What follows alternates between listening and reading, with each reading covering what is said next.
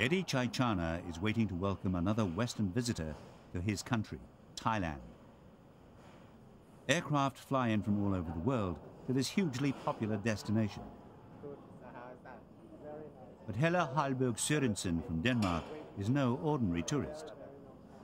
Helle is one of an increasing number of foreigners who visit Thailand for more than its ancient history, liberal culture, and sandy beaches. People are beginning to shop regionally and internationally for healthcare. It's a bit of a new phenomenon, the concept of international as a cross-border international product. After years of soul-searching, Helle is here for a life-changing operation. And what a change! Eddie is a nurse working with a surgeon who will make the change. Helle is physically a man, but has always felt like a woman. So Helle's in Thailand for one of its medical specialities, gender reassignment, a sex change.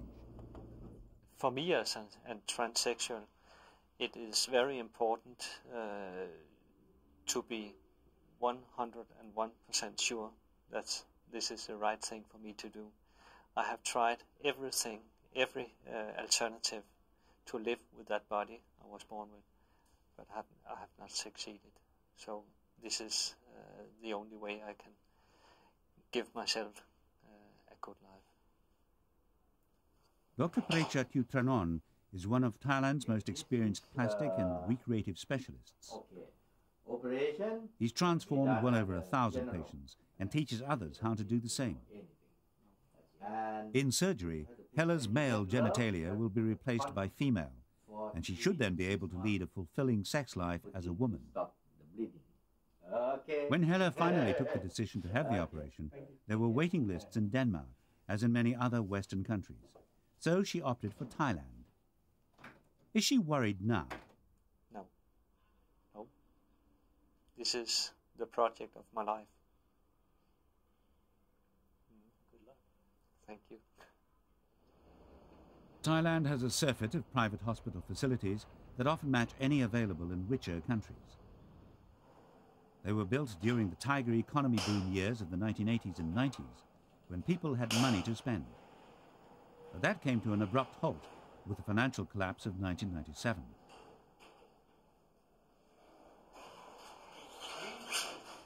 Desperate to earn money, the authorities decided that surplus private health capacity should be marketed abroad. Doctors here are allowed to carry out any operation, leading some Westerners to call for better regulations. But while acknowledging problems, Dr. Tiewtranon says Thai expertise is high. Once you get the medical degree, you can do anything. You can open the brain, open the heart. But they don't want to open the brain. They don't want to open the heart because it's very difficult.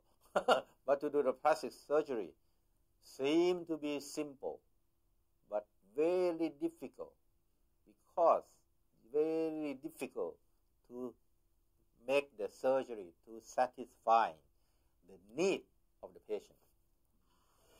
Sex has long been big business in Thailand, so it's not surprising that plastic surgery like Helle's gender reassignment has become a speciality.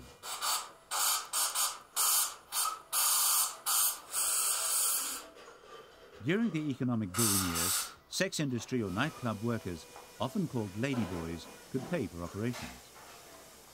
Also, affluent Thais sought to improve their looks through plastic surgery. But Thailand's medical tourism is not only about sex. Bamrungrad Hospital in Bangkok is one of the largest private hospitals in Southeast Asia.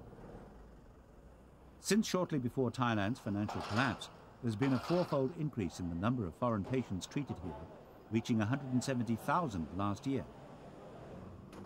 Treatment is substantially cheaper than in private hospitals in the United States or Western Europe. But patients also come from elsewhere in Asia and increasingly from the Middle East. I think Thai healthcare has matured now to the point where people can have comfort that there are international standards being offered here, that our 600 physicians provide standards of care that are at or exceeding what may be in your home country, and at a price that is a fraction of what it may be in your home country. So it gets down to basic marketing and basic concepts of better, faster, and cheaper. Thailand has advanced hospital facilities and often medical staff who have undergone training in the West. But it also has other attractions for foreigners. Thailand has a traditional service ethic and relatively tolerant Buddhist culture. On a practical note, in Helle's case, the Thais made no demands for psychiatric evaluation, as is often demanded elsewhere. She was living like a woman, so was one. Badiur Rahman is here for purely medical reasons. He comes from Bangladesh, home to a substantial portion of foreign patients in Thailand, and is having tests on his heart. Costs are lower in Bangladesh, but the country is poorer and can't afford the sort of equipment available here. But one visit might not be enough. He might have post-operative problems that doctors at home would have to confront. Badiur Rahman approves of his treatment, however, and he should know. Well, I'm doing business in Bangladesh. I run my own hospital also. It's a 150-bed hospital. It's known as Central Hospital. It's a general hospital, not specializing in any specific field like cardiology or neurology. It's a general hospital. Medical tourism seems to be good for Thailand, but it could be argued that patients who spurn their own country's health services are hampering any improvements at home, especially in developing countries. Dr. Tiewtranon says that most foreigners using private Thai facilities are wealthy, and so the attraction for them is not so much in cost, but in the level of service provided.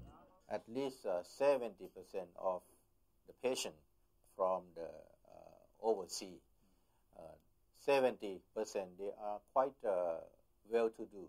They can afford the price in their own country, but they're still coming here probably because of the result, and they are very certain. They're quite sure that we can change the new life.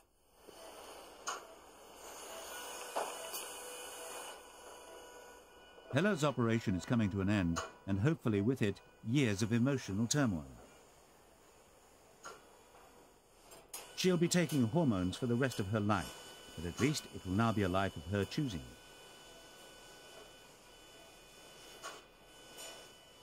As medical tourism expands, it will attract more money that might have helped impoverished services in poor countries. But here at least is one satisfied patient. So how do you feel? I feel fine now. Very fine. And especially I feel fine inside.